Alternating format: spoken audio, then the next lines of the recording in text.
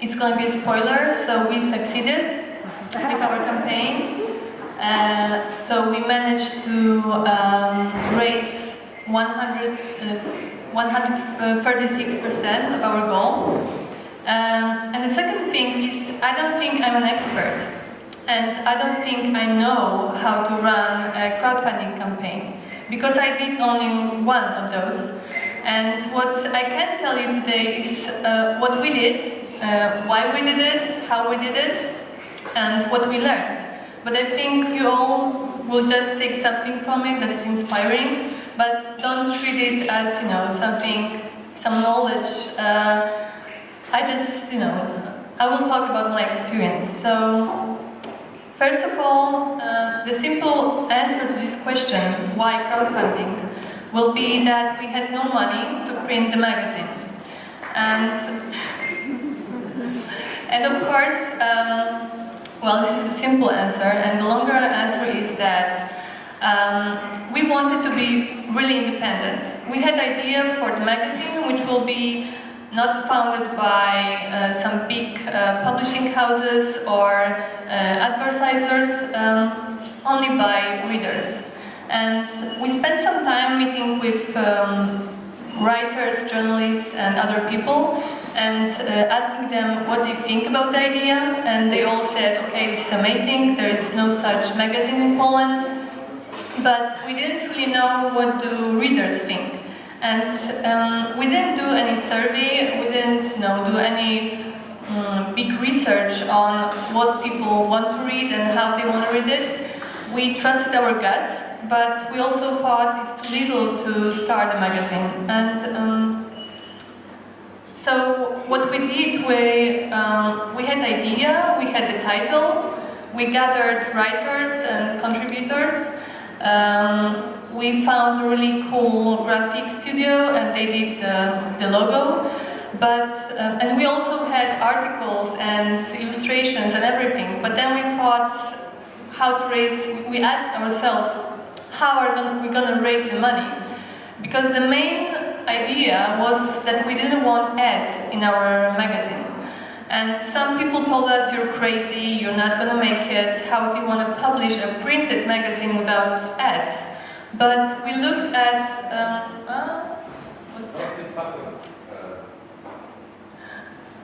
Sorry? So, we looked at other magazines from abroad, which successfully publish magazines and they had no ads. I don't know if you know any of those. But also we looked at other projects from abroad.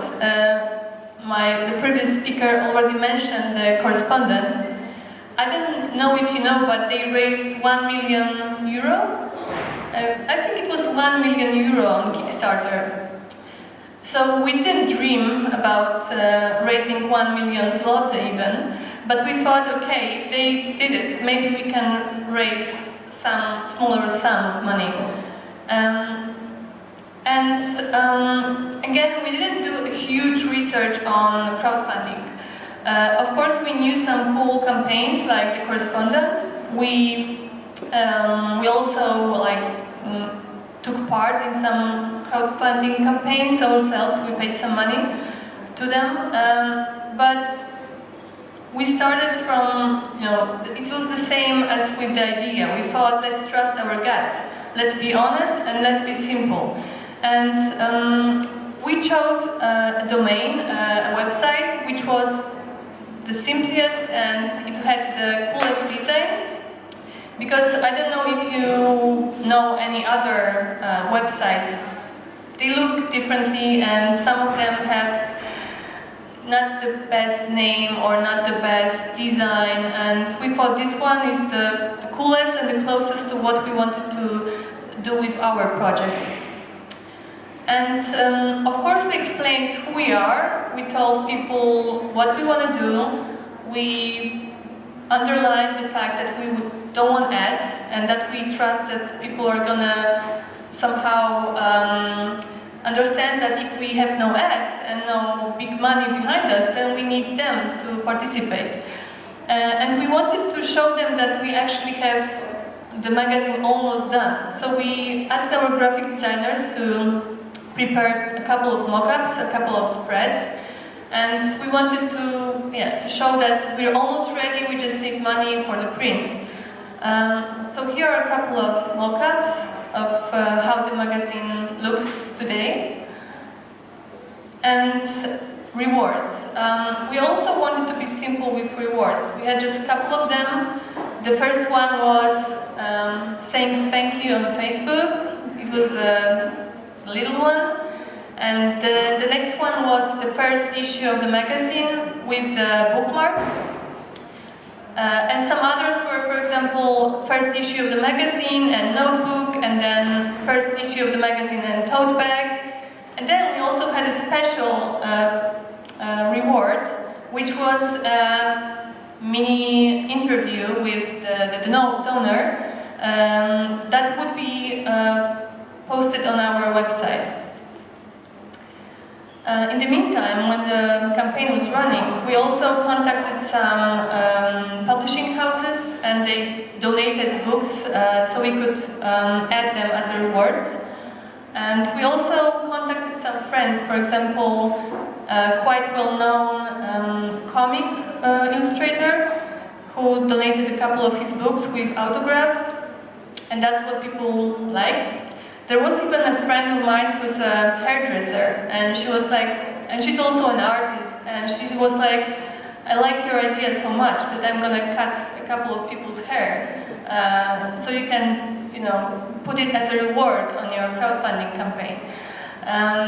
So that was going on in the meantime, and we also, of course, sent a PR message to the world, to different media, talking about our idea, and some of it worked, some of it didn't. For example, all the other small magazines and independent projects, they were willing to support us. Like, we felt that, they understand our idea and they don't feel like we're threatening them. And all the big media, they thought, okay, we don't want to promote any new ideas. They thought, I don't know what they thought, but maybe they were kind of scared that we were taking a little bit, readers from them. But it was really useful, and it really helped a lot in the beginning that other small magazines wrote about us. And we also did some, things against the law. So we took the stickers and we put them all around the city.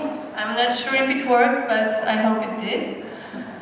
And it was going quite well. The first 2 weeks were okay. We gained over 1,000 followers on Facebook, which was for us a big thing, because we started our Facebook page only 2 weeks before the beginning of the campaign, which was a mistake, which I'm going to talk about it later. But then something happened. I'm not sure if some of you, probably some of you know, but some of you don't, that we had this court crisis last summer. So the governing party wanted to pass a bill that was changing some things about our courts. And people were outraged. People went out in the streets and were protesting. And we were torn, because part of us was saying, okay, this is great for democracy, that we're showing that we're against something and we're going into the streets. But it was a catastrophe for our campaign, because we were sitting at home and everyone in front of the computer watching the campaign going, worse and worse, and people were in the streets not giving a damn about our campaign. But what's good about people, or what's really bad about people, is that they forget fast. Like, they were, very outrageous for 1 week or two, but then when they went back home and they went on internet and they found out about our campaign.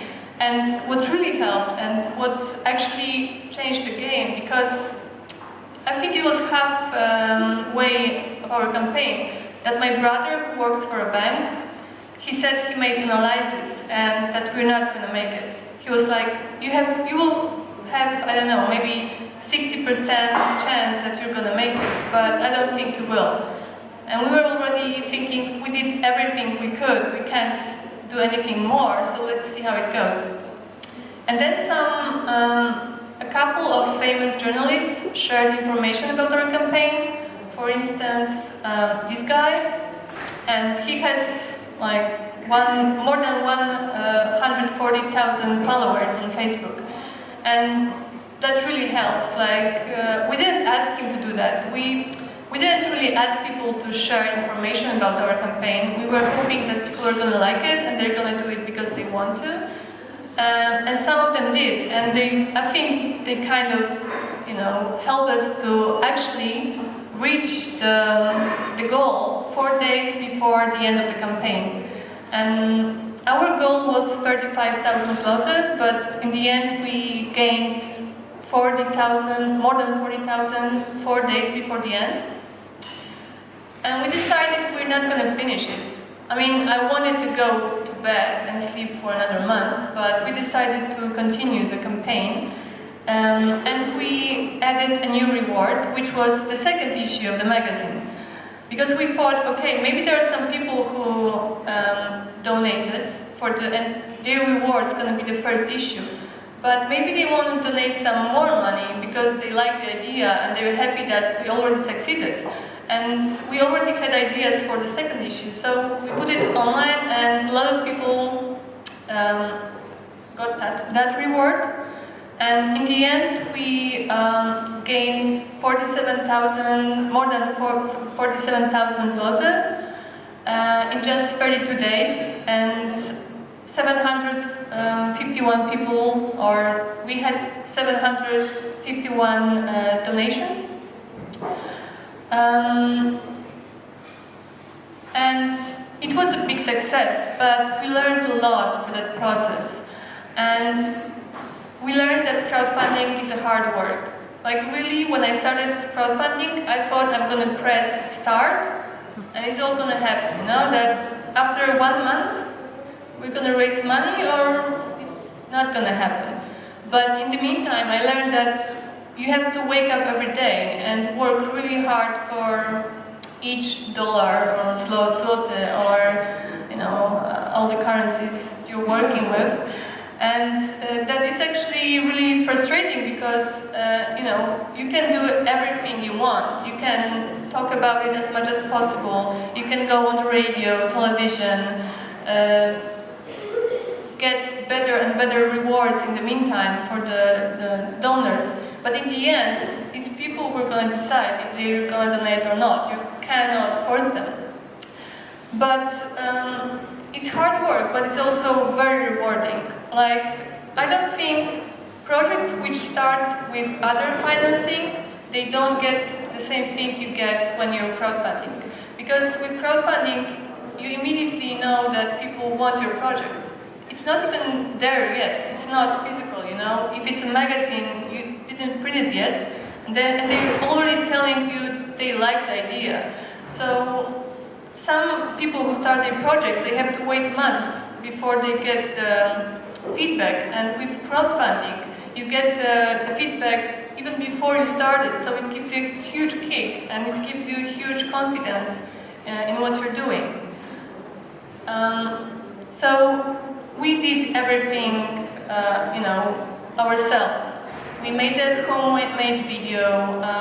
My husband helped us with the montage, but we learned that asking for help is a good idea. Like, now I regret we didn't ask more, because we were so proud and we were thinking, our idea is so cool, people are supposed to like it. And for example, we didn't ask our friends to share the information on Facebook or Instagram. Some of them just did it because they wanted, but I think if we asked, there would be much more shares, and maybe we could raise even more money, maybe for 3 issues. So yeah, never hesitate to ask for help. If someone says no, then it's their loss. And we also learned that people care about your project, not about other stuff. So, for example, okay, cutting hair is cool, but no one really cared about cutting hair. So, you know, when you think about rewards, think that your project should be the biggest reward. And over 500 people chose to donate to get the reward, which was only the magazine. And of course, it was cheaper than, you know, buying a tote bag and the magazine, or buying an interview. But I think in the end, they just care about your projects and they just want to see how it went after it succeeded. So when you're thinking about rewards and what do you want to add as a special bonus, just think that people will care about this the most. That's at least what I think. And I think that it's really important that people want to be part of success.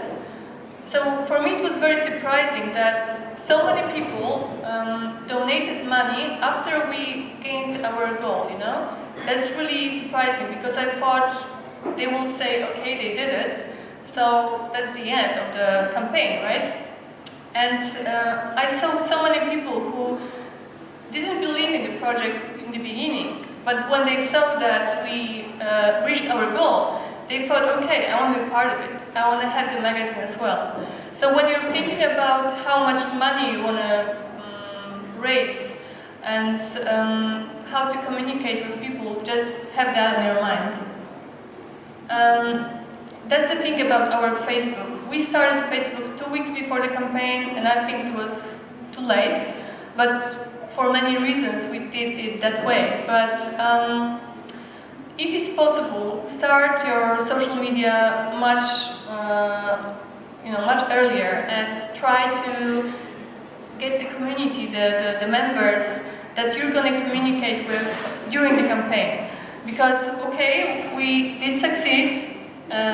When we finished the campaign, we had more than 4,000 people on Facebook, but we were lucky. And I think that probably maybe after the speeches we're going to talk with Jakub about how they did it differently with Outriders, but I think it was our mistake.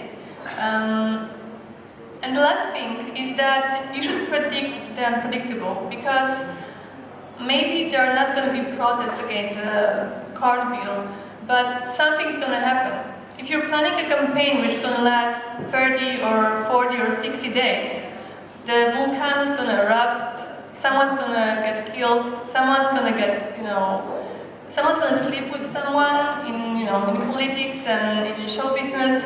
So we're living in such world that you have to expect something's going to happen, and planning how long your campaign should be. Just think that probably 1 week or 2 weeks might be dead season.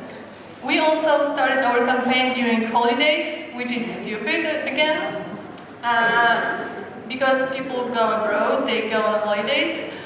But we thought, okay, people on holidays are, very relaxed. They're spending a lot of money anyways. So maybe they're really in a good mood to help other people get going. So I'm not sure what's the right thing to do, but you should always think that there might be trouble in the meantime. And the last thing, which is a very practical thing, is that sending the rewards afterwards is an awful job, and you should save some money to pay someone to do that. Because we were so tired after the whole month of campaign that spending another 2 weeks packing 700 bags and deciding which thing should go to which envelope was awful, and we almost died, but we didn't. And the magazine showed up, and now the 4th issue is in the bookstores and online. So yeah, that's it. Thank you very much.